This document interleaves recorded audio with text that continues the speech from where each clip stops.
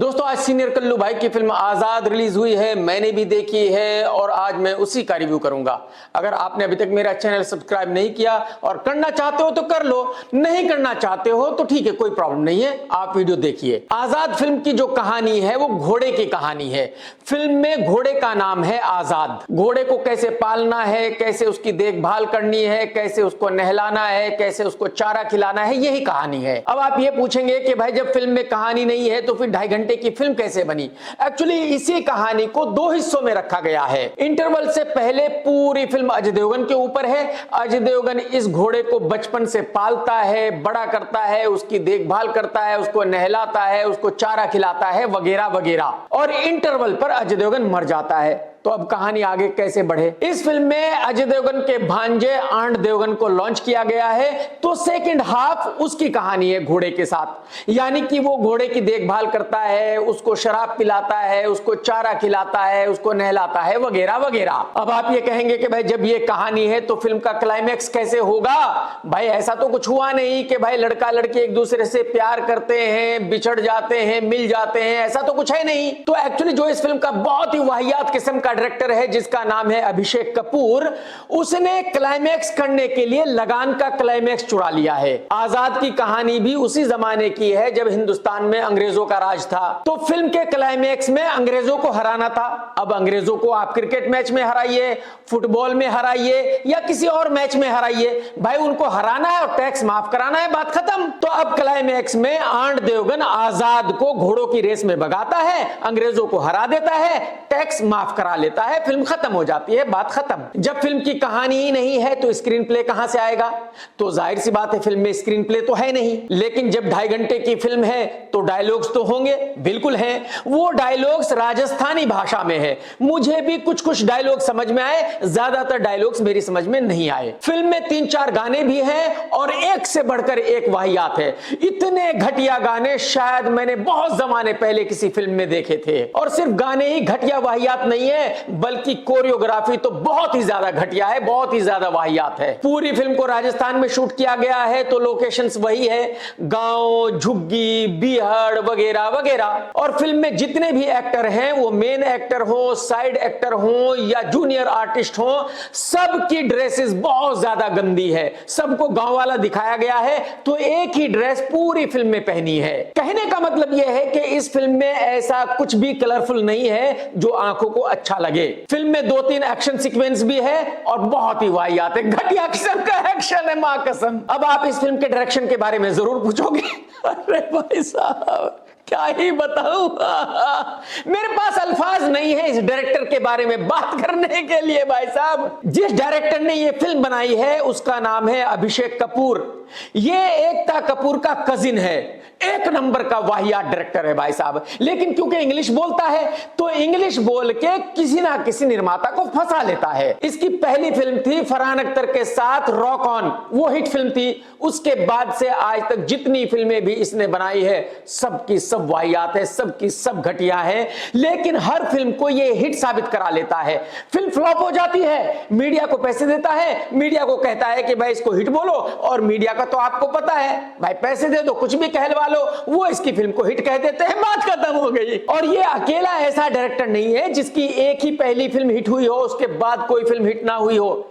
एक और डायरेक्टर है महेश मंजरेकर, उसकी पहली फिल्म वास्तव बहुत बड़ी हिट थी और तब से लेकर आज तक भाई साहब एक भी फिल्म हिट नहीं हुई। तब से लेकर आज तक एक से एक वाहियात फिल्म उसने बनाई है। फरहान अख्तर की भी पहली फिल्म दिल चाहता है ब्लॉकबस्टर, उसके बाद से आज तक सबकी सब फ्लॉप, एक से एक वाहियात फिल्म बनाई है फरहान ने। तो एक्चुअली होता यह है कि जब डायरेक्टर अपनी पहली फिल्म को बनाता है तो उसको बड़ी ही मेहनत से बनाता है, उस पर बहुत ही काम करता है, कहानी हो, म्यूजिक हो, एडिटिंग हो, कुछ भी हो। और जब उसकी एक फिल्म हिट हो जाती है तो फिर कॉर्पोरेट वाले उसके पीछे पड़ जाते हैं।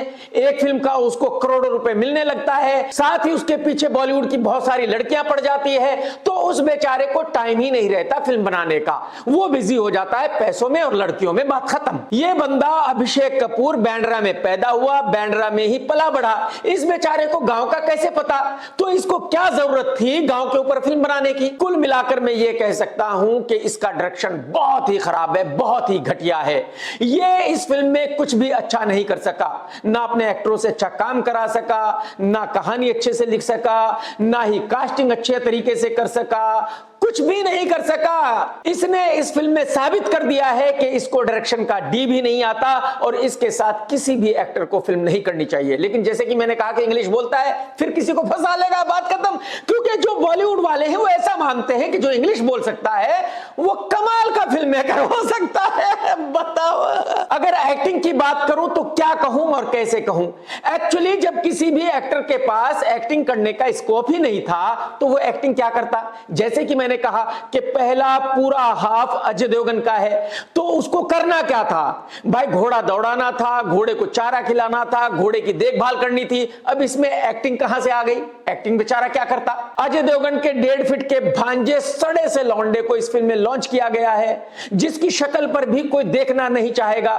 सेकंड हाफ पूरा उसका है और उसने भी पूरे सेकंड हाफ में घोड़े की देखभाल की है, तो वही क्या एक्टिंग कर लेता बेचारा। जो बाकी के साइड एक्टर्स हैं उनके भी छोटे छोटे रोल हैं, वही क्या उखाड़ लेते, क्या एक्टिंग कर लेते। जितने क्रिटिक्स ने भी ये फिल्म देखी है उन सब का एक सवाल है कि रशा थडानी को इस फिल्म में लॉन्च क्यों किया गया? रशा के माँ बाप ने उसको ये फिल्म करने के लिए अलाउ क्यों किया? पहली बात तो ये कि रशा का फिल्म में रोल ही नहीं है। दूसरी बात यह कि वो बहुत छोटी बच्ची दिख रही है, जो उसका रोल है उसमें वो बिल्कुल फिट नहीं है। उसको फिल्म में रोल दिया गया है एक बहुत ही धाकड़ राजकुमारी का, वो धाकड़ लगती ही नहीं है। और जैसे कि इस फिल्म को प्रमोट किया गया है, आपको भी शायद लग रहा होगा कि इस फिल्म में लव स्टोरी है, वो है ही नहीं। इस फिल्म का जो सबसे ज्यादा रोमांटिक सीन है वो है जब आजाद घोड़े को एक घोड़ी मिलती है और वो उससे प्यार करता है। कसम से भाई, ये तो मैं भी जानता हूं, आप भी जानते हैं, दुनिया जानती है कि इस फिल्म का डिसास्टर होना तय है। तो इस फिल्म से रशा थडानी को बहुत ज्यादा नुकसान हो गया। जब किसी भी एक्टर की पहली फिल्म फ्लॉप हो जाती है तो फिर उसको दूसरी फिल्म मिलती नहीं है। रशा का फादर एक बहुत बड़ा डिस्ट्रीब्यूटर है, अनिल थडानी। तो बहुत सारे लोग ऐसा समझ रहे होंगे कि भाई अनिल थडानी किसी ना किसी तरह उस लड़की को दूसरी फिल्म दिला देगा। लेकिन मैं आपको बताना चाहूंगा कि आज की तारीख में फिल्में बहुत महंगी बनती हैं। कोई भी आदमी अपने 100 करोड़ रुपए लगाकर अनिल थडानी की बेटी को एक्ट्रेस क्यों लेगा? तो 99% मैं श्योर हूं कि अनिल थडानी भी अपनी बेटी को दूसरी फिल्म दिला नहीं पाएंगे। 1% है कि कहीं उस बेचारे की चल जाए और किसी तरह कोई फिल्म वो अपनी बेटी को दिला दे। रशा सुंदर भी है, अच्छी एक्ट्रेस भी है, टैलेंटेड भी है, अच्छा डांस भी करती है, लेकिन क्योंकि पहली फिल्म इतनी बड़ी डिसास्टर हो जाएगी, यही वजह है कि दूसरी फिल्म मिलना बहुत मुश्किल हो जाएगा। और रशा कोई नॉर्मल लड़की तो नहीं है कि निर्माता निर्देशकों के ऑफिस में धक्के खाएगी और काम मांगेगी। जाहिर सी बात है वो अपने घर पर बैठकर वेट करेगी कि कोई निर्माता निर्देशक उसको अगली फिल्म ऑफर करे, और मैं गारंटी के साथ कह सकता हूं कि शायद कोई भी ऑफर नहीं करेगा।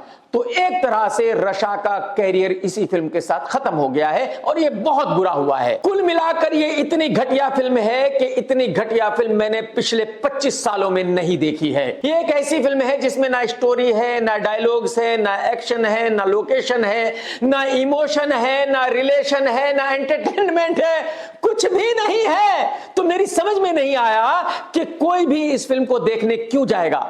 तो मैं आपसे भी यही कहूंगा कि भाई साहब आप इस फिल्म को अवॉइड करें, अपने पैसे बचाएं, अपना टाइम बचाएं। आप उस थिएटर से कम 1 किलोमीटर दूर रहें जिस थिएटर पर इस फिल्म को दिखाया जा रहा है। मैं इस फिल्म को दूंगा 0 स्टार और उसकी वजह यह है कि 150 करोड़ रुपए लगाकर अगर इतनी घटिया फिल्म बनाई गई है तो फिर यह फिल्म कोई भी स्टार डिजर्व नहीं करती और मेरी बिजनेस रेटिंग भी रहेगी 0।